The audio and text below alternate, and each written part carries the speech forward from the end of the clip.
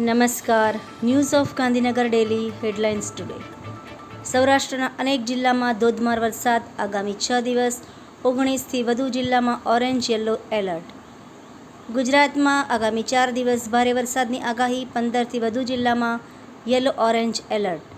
લખતરમાં શાક માર્કેટ વિસ્તારમાં ગટરનું ગંદુ પાણી રસ્તા પર ફરી વળ્યું.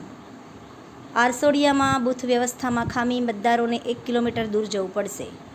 પાટણના સંડેર ગામમાં વનકવચ અને બટરફ્લાય ગાર્ડનની મુલાકાત.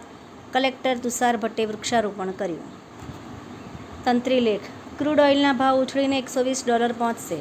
ઈરાન અને ઇઝરાયેલ તણાવને પગલે ભારતીય ચા નિકાસ માટે સંકટના એંધાણ.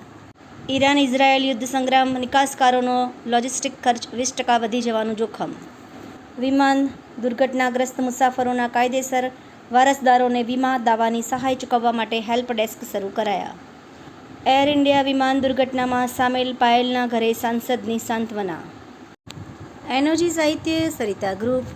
વિષય ફાધર્સ ડે. એના ઉપર સર્જકોની ખૂબ જ સુંદર વિવિધ સ્વરચિત રચનાઓ. કોરિયોગ્રાફરથી શરૂઆત કરી. બહુમુખી ગાયક સિંગર તરીકે ઉભરતું નામ પાર્થ પંડ્યા. પપ્પા ખરેખર આ ધરતી પરના ફરિશ્તા છે. વાંચવા જેવો લેખ.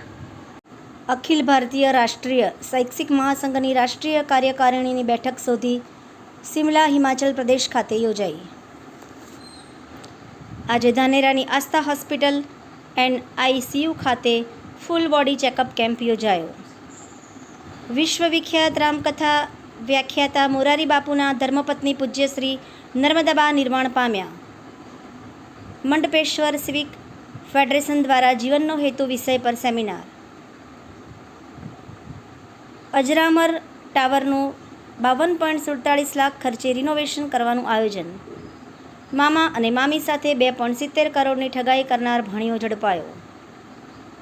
આભાર. મીનાક્ષી રાવલ, ગાંધીનગર. ન્યૂઝ ઓફ ગાંધીનગર દૈનિક જન ફરિયાદ ન્યૂઝ.